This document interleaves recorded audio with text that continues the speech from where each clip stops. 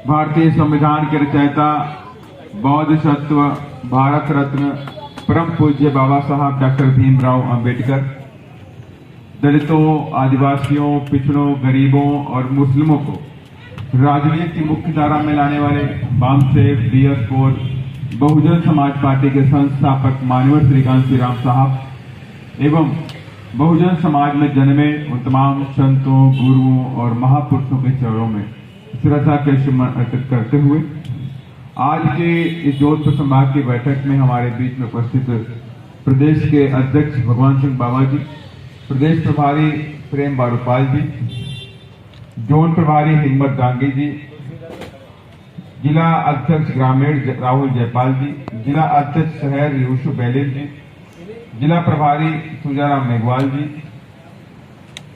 श्री शंकर वर्मा जी, दलपत बौद्ध जी, ईशाराम मेघवाल जी, भंवरलाल भील जी, श्याम फुलवारिया जी, ताराचंद लीलन जी, अचलाराम पूर्ण जी, मालाराम परमार जी, जीवालाल राठौर जी, रासा धुमरा जी, राजू सालावास जी, नारायणलाल गर्ग जी, अजय सौदा जी, रफीक मोहम्मद जी, जेठाराम जी, मोहन चालिया जी, श्रवण विरट जी, श्री राणाराम जी, श्री बाबूलाल जी और इसके साथ ही तमाम आए हुए बहुजन समाज पार्टी के जाबाज सिपाहियों, तमाम मेरे सामने बैठी हुई माताएं, बहनें, आप सभी लोगों को मैं क्रांतिकारी जय भीम करता हूं। और आज की जोधपुर की इस मीटिंग में आप सभी लोगों ने अपना प्रयास अच्छा किया और वाकई 46-47 टेम्परेचर पे भी मेरी माताएं, बहनें गांव दूर से भी काफी आई हुई हैं। तमाम मेरे कार्यकर्ता जो दूर दराज में रहते हैं, गांव देहात में रहते हैं, वो सारे आए हुए हैं और ये उम्मीद थी कि अच्छी मीटिंग होगी, लेकिन आप सभी लोगों का प्रयास अच्छा रहा कि काफी लंबे समय बाद आज एक जोधपुर में मीटिंग हुई है और ये क्रम हमारा जारी रहेगा। हर महीने जोधपुर में एक मीटिंग की जाएगी, हर महीने जोधपुर में मीटिंग की जाएगी। और चूंकि आप सभी लोगों ने बात को मान लिया है कि इस बार बहुजन समाज पार्टी की सरकार हमें बनानी है।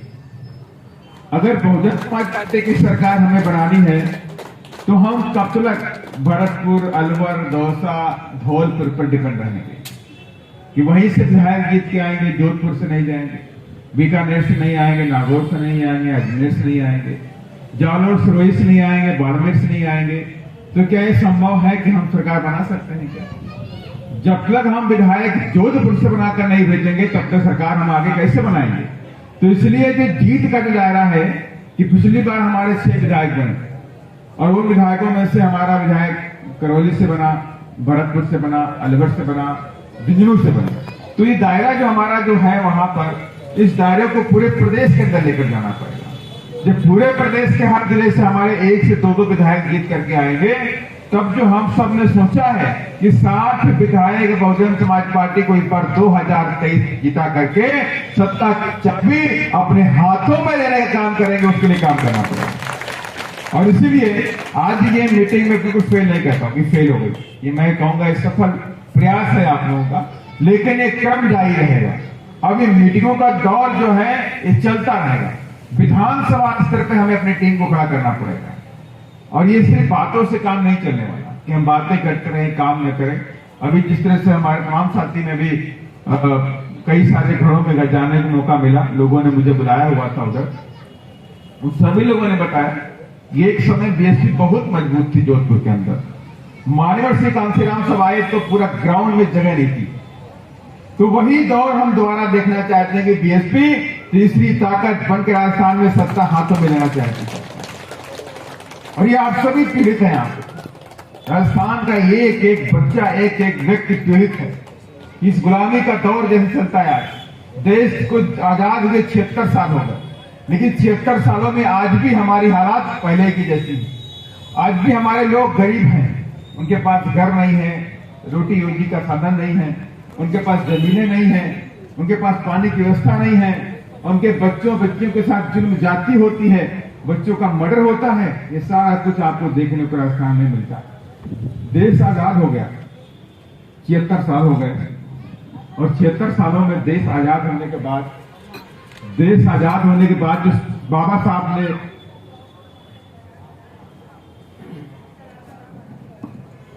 बाबा साहब ने जो कुछ भी दिया, आज जो हमें कुर्सी नसीब हुई, आप सभी लोगों ने मान सम्मान के साथ साफा पहनाया।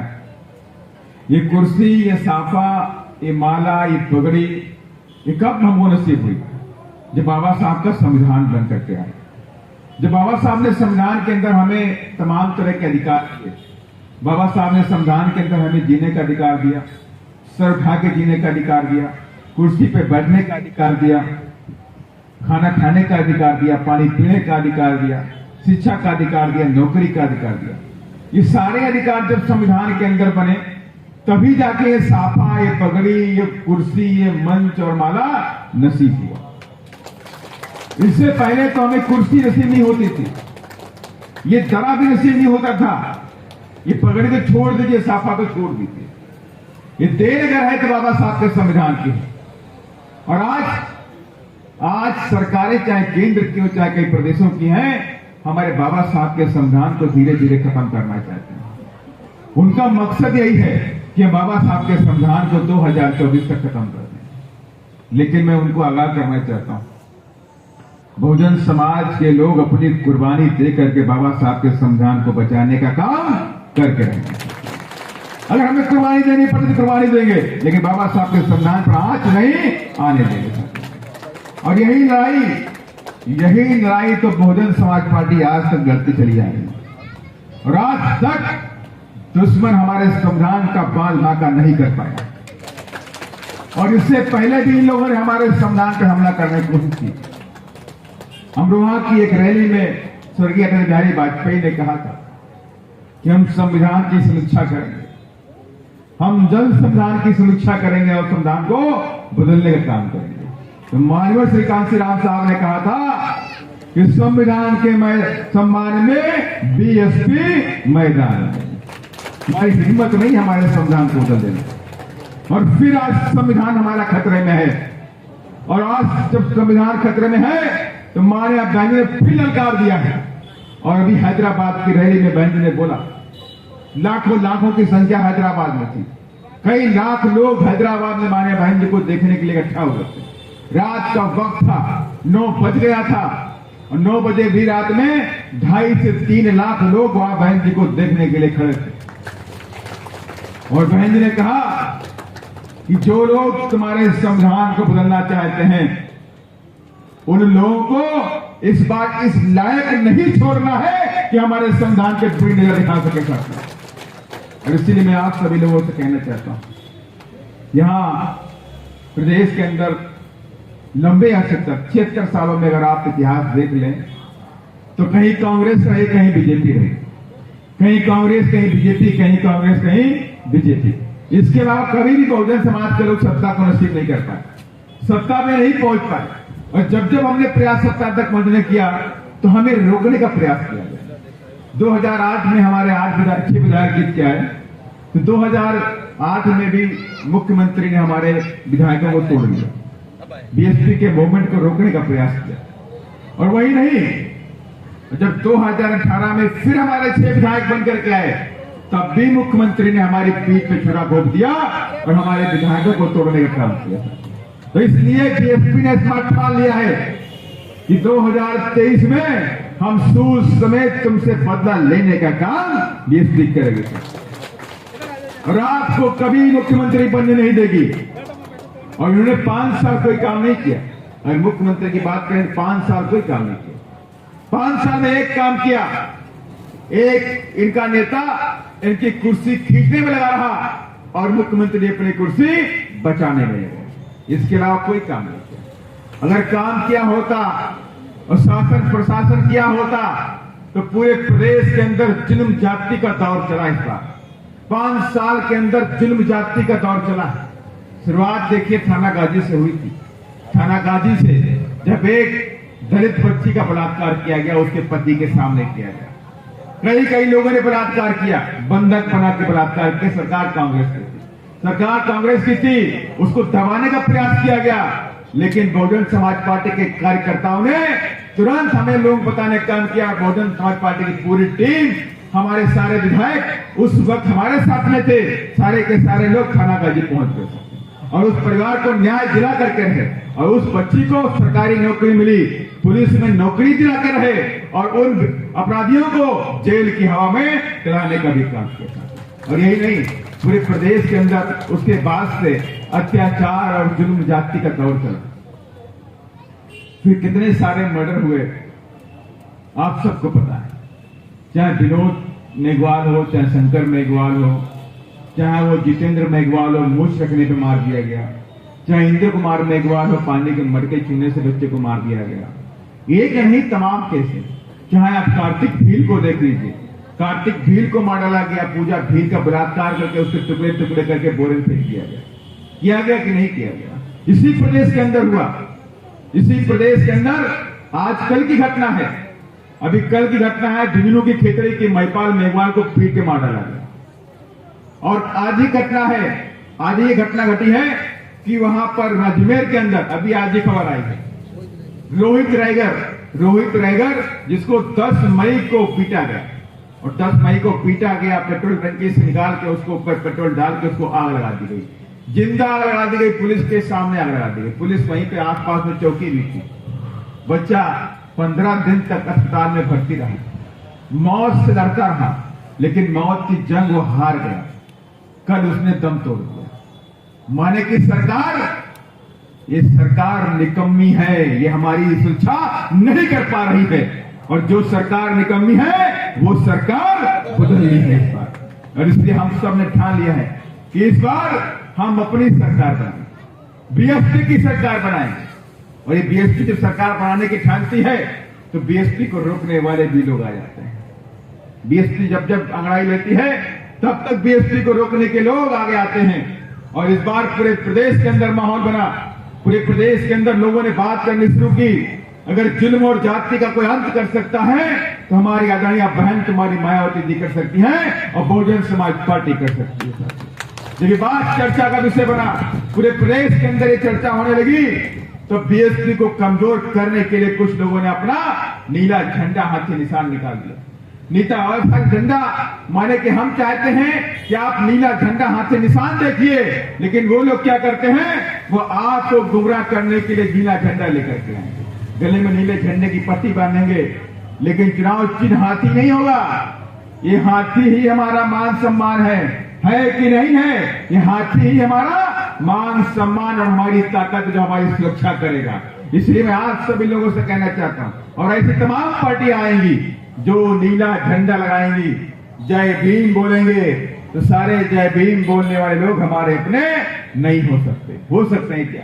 हो सकता है वो मीडिया में हाईलाइट हो जाए, मिली भगत से सरकार उनको बार बार दिखाए कि वो नीला झंडा वाला आदमी आया, नीला झंडा वाला आदमी आया, लेकिन उससे पूछ लेना कि अगर बाबा साहब के मानने वाले हो तो चुपचाप इस बार बीएसपी को सरकार बनाने दो। अगर बाबा साहब के सच्चे मानने वाले हो तो बीएसपी को मत रोको, क्योंकि तुम्हारी तो यहाँ पे कोई पूछ नहीं है, तुम तो कुछ नहीं कर सकते, लेकिन तुम बीएसपी को नुकसान कर सकते हो। और बीएसपी का नुकसान का मतलब होता है मेरे बहुजन समाज का नुकसान। फिर पिछले आगे 5 साल फिर इसी प्रदेश के अंदर मेरा बहुजन समाज गुलाम बन जाएगा। इसी प्रदेश के अंदर मेरे बहुजन समाज के बहु बेटों के साथ में बलात्कार होगा, अत्याचार होगा, जुर्म और जाति होगी। फिर इसी प्रदेश के अंदर तमाम जितेंद्र मेघवाल मार दिए जाएंगे। इसी प्रदेश के अंदर फिर से इंद्र कुमार मेघवाल जैसे बच्चे मार दिए जाएंगे। इसलिए मैं आज सभी लोगों से कहना चाहता हूं, इस बार गलती नहीं करिएगा, किसी के बहकावे में नहीं आइएगा।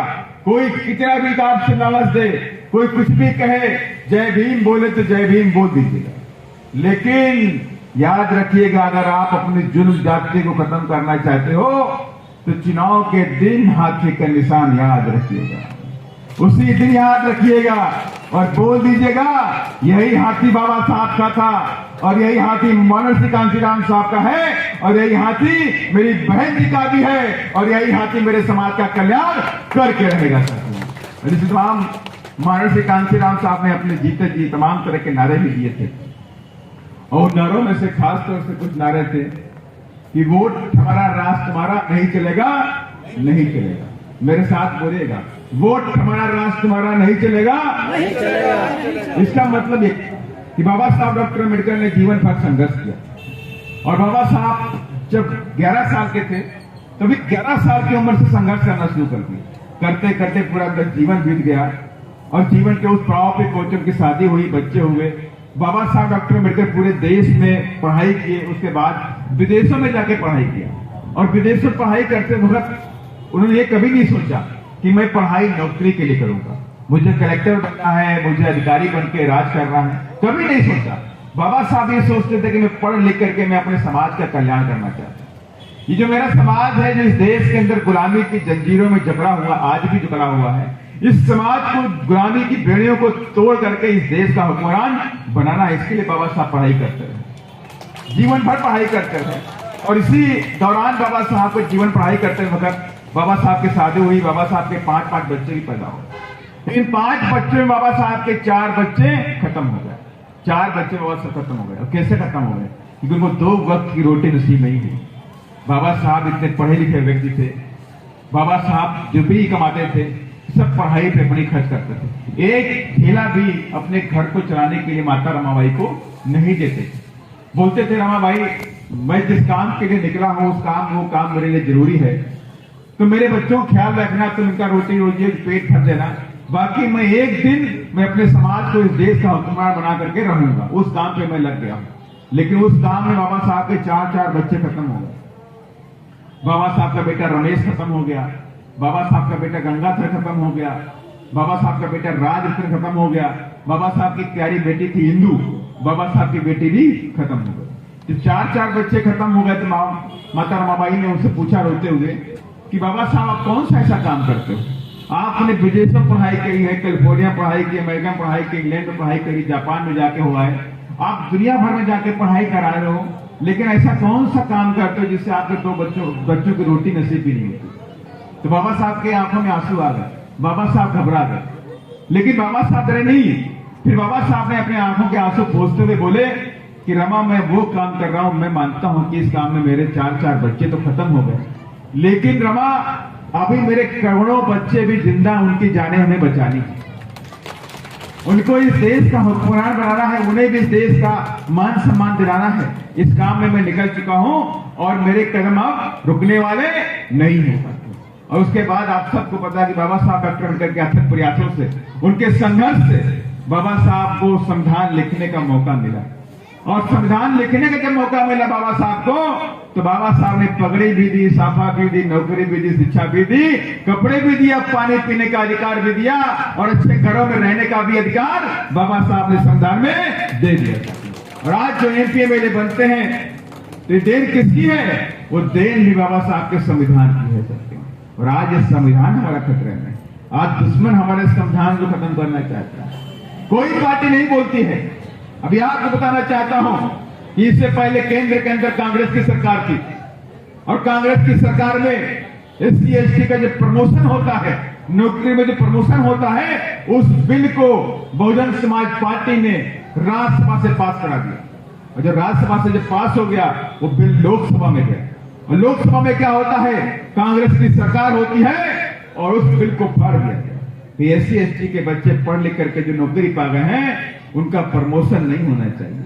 वो बाबू रहे, चपरासी रहे, अधिकारी ना बन सके।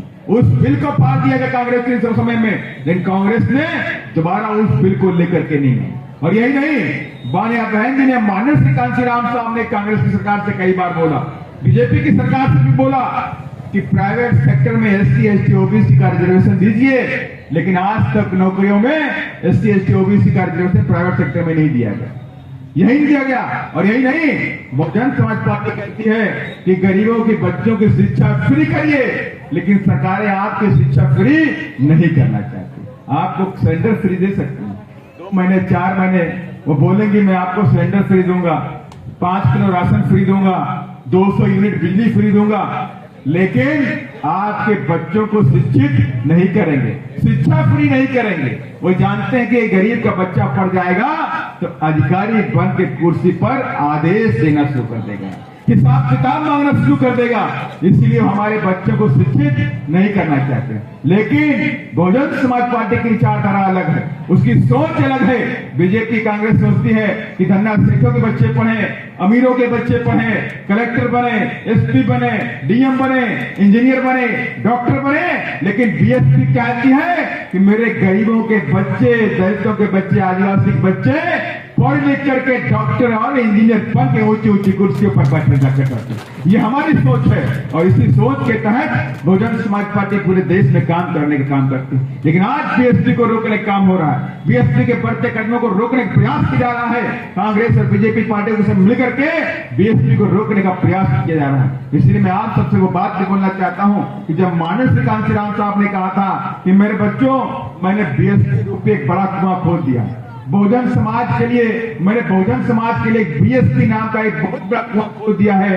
अब आपको इसके आसपास छोटे छोटे कुएं खोदने की जरूरत नहीं है। अगर आप उस बड़े कुएं के आसपास छोटे छोटे कुएं खोदोगे तो बड़ा कुआं सूख जाएगा। इसलिए मैं आप सभी लोगों से कहना चाहता हूं, ये जो भी हमारे कार्यकर्ता आए हुए हैं, जो मेरे नेतागण बैठे हुए हैं, जो मेरी माताएं बहनें, जो भी पार्टी के पुराने वर्कर यहाँ पे आए हुए हैं, मैं उनसे यही कहना चाहता हूं कि बीएसपी हमारी है, यही हमारी शान है, यही हमारी जान है।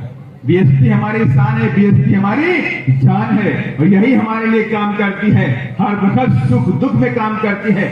आप जानते होंगे कि आपके साथ में जितना अत्याचार अन्याय हुआ उसको बहुजन समाज पार्टी ने पार्लियामेंट के अंदर उठाने का काम किया।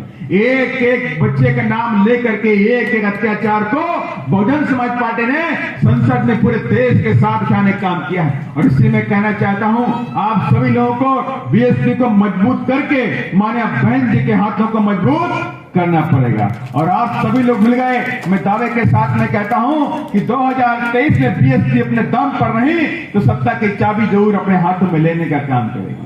अगर सत्ता की चाबी अगर आप लोगों ने अपने हाथों में ले ली तो मैं दावे के साथ में कहता हूं, ये तमाम विरोधी पार्टियां आज बीएसपी के अगेंस्ट में आ गई, बहुजन समाज पार्टी अगेंस्ट में आ गई। माननीय बहन जी को देश का प्रधानमंत्री नहीं चाहते, इसलिए तमाम पार्टियों ने एक गोलबंदी कर ली। लेकिन हमारे बहुजन समाज के लोगों ने ये ठान लिया है कि 2024 और 2024 की देश की कुर्सी पर बहन जी को बैठा करके इस बार बहुजन समाज के लोगों को हुक्मरान बना करके रहेंगे। और जिस दिन बहुजन बहन जी इस देश की कुर्सी पर बैठेंगी उसी दिन इस देश के अंदर दलितों, पिछड़ों, गरीबों का उत्थान अपने आप हो जाएगा। उसी दिन इस देश में गरीबों के बच्चों के साथ में, दलितों के बच्चों के साथ में, मुसलमानों के बच्चों के साथ में, आदिवासियों के बच्चों के साथ में किसी की हिम्मत नहीं है, क्योंकि बहू बेटियों की तरफ बुरी आंख से भी उनको देख ले सकते हो। इसलिए राज चाहिए, इसलिए शासन चाहिए।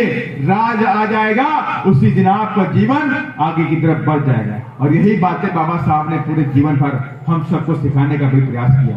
बाबा साहब की मूर्ति हम सब लोग देखते हैं कि नहीं देखते? बाबा साहब की मूर्ति में बाएं हाथ में संविधान होता है, बाएं हाथ में संविधान है, दाहिने हाथ में उंगलियों का इशारा होता है। बाबा साहब ने कहा कि मेरे बच्चों, आपको अपने संविधान की रक्षा करनी पड़ेगी।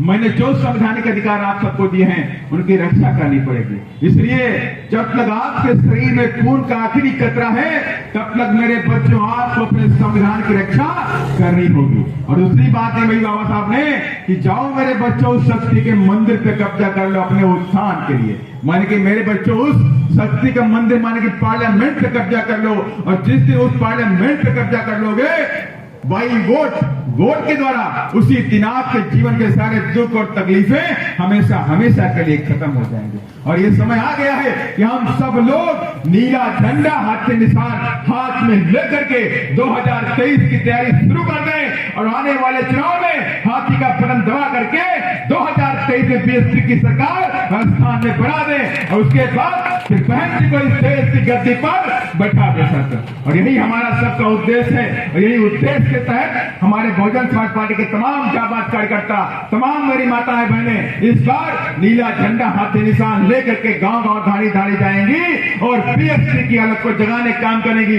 बाबा साहब की विचारधारा को बताने का काम करेंगी। और उसे कहना है कि गुमराह होने की जरूरत नहीं है। हमारी अपनी पार्टी अगर कोई है, कोई राजनीतिक प्लेटफॉर्म हमारा अपना है तो बहुजन समाज पार्टी हाथी निशान हमारा है, और इसके अलावा कोई और हमारी पार्टी नहीं हो सकती। और यही हमें पूरी आशा और विश्वास है कि आप सभी लोग मिलकर के इस बार सारे लोग कंधे से कंधा मिला करके बीएसपी को मजबूत करने का काम करेंगे, ताकि हम लोग इस बार जोधपुर से भी एमएलए जिता करके माने बहन जी की झोली में डालने का काम करें। और ऐसा मुझे आशा विश्वास के साथ मैं अपनी बात को यहीं पे खत्म करता हूं। जय भीम, जय भीम। आवाज नहीं दम वाली है। जय भीम के माने होता है ताकत। जय भीम के माने क्या है?